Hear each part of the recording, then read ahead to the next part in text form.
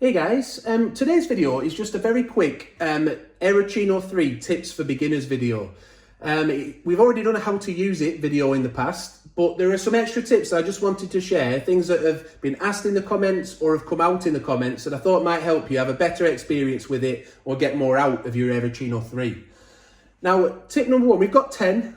Tip number one is just literally, it's very simple, just pour the milk out quickly. After you've used it. Once you froth your milk up, don't let it sit there for a while, because what happens, even for a few seconds, the froth starts to dissipate and you come to pour it out, and then you end up with milk with maybe a bit of froth on top. Whereas if you pour it out as soon as it finishes, you get a nice frothy texture coming out, and it's just so much easier to pour and to get a nice finish on any like cappuccino or drink like that you're making. So the second tip then, a very simple one. If you've just bought your machine, you might not know this. If we take the whisk out inside, it has a spring on it. You may or may not know that you can actually just pop that spring off and remove it, and you can use it that way, pop it back in for maybe like a flat white, for a latte or for a cortado, something where you don't want a lot of froth. You just you want minimal froth, but more of a milky consistency than a froth consistency.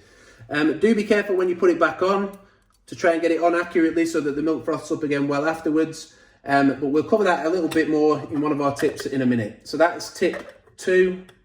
You can remove the spring to get a different texture of froth.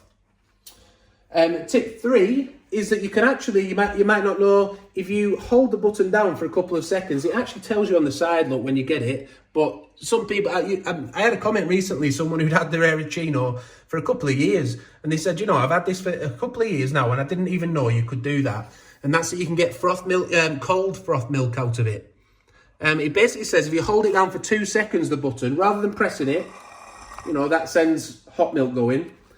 But if you hold it down for 2 seconds, it turns blue, and it'll froth your milk cold instead. So that's a very basic tip. You may already know, but if you don't, then you know it could give you a chance to do some nice iced coffees like we've been reviewing recently. Then we have tip 4, and that is to trial different types of milk in the machine. Some people say like, oh, I don't know how you get that consistency of froth. Well, it may be that we're using a different milk to you. So we have a video on the channel where we tried skim milk in it, we tried semi-skimmed, and we tried whole milk. Now, it may be called something different in your country, skim, you know, half fat, full fat. But we have a video where we did that and showed the different consistencies of the froth that comes out. And it can make a really big difference. If you want to check that video out, I'll try and link to it above now, or if not, just hop on our channel page and search for that one. The next tip is more about a maintenance tip, and that's to remember when you're cleaning it, don't forget to remove this seal here. You can see it pops off a bit like the spring does. You know, you can just pop it out and it just stops any gunk or milk getting caught in there. And it's a really simple thing to do. I'll take it off just so you can see. You don't want any milk in there, do you? Just causing problems and getting all dirty. So that's a very, very simple tip for the maintenance side of the Aeroccino 3. Our 6th tip is that the spring is actually magnetic. Firstly, the spring is magnetic. And secondly, as we said, do take care when cleaning it and where you leave it when you do your washing up. And if you pop it on a tray, don't let this spring break. If the coil breaks, it'll ruin the froth, and they can be quite delicate. You can see it does flex quite easily. So it does stick well to stainless steel. So we have a stainless steel utensil holder for after we've done the washing up. You know, you can pop it on the side of there and it just keeps it out of the way, or you can pop it on the side of anything that's stainless steel that you have, a fridge maybe even, just to keep it there and make sure it doesn't get damaged. That's mainly while cleaning and before you put it back in the machine.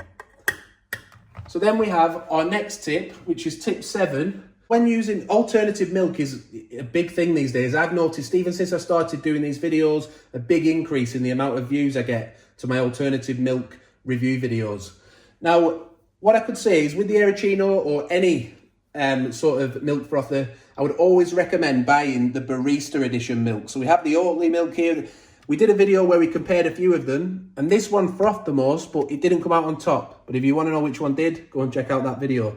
But as you can see, it says Barista edition, and it's just basically made to go into a frother and produce a much frothier milk texture or alternative milk texture than you would get from a standard alternative milk. and it makes a huge difference. And we have a couple of videos on the channel that will show you that. So if you're interested in that, just go on our channel page and either put oat milk in or alternative milks. We've mainly done oat ones so far, but do have a look at those videos and you'll see there's a huge difference between non-barista and barista edition. Right, so tip 8 is something that I'm not sure if I'm being a bit over the top and maybe imagining things a bit, but on a hot day or on a summer's day when the temperature is quite high, I do find that because the Aeroccino works on a thermostat, I like to rinse it out with cold water inside, like really cold water if I can, just to bring the temperature of the inside unit out, because it stops frothing when it hits a certain temperature. So if it's hot in there to begin with, then it makes sense that it's going to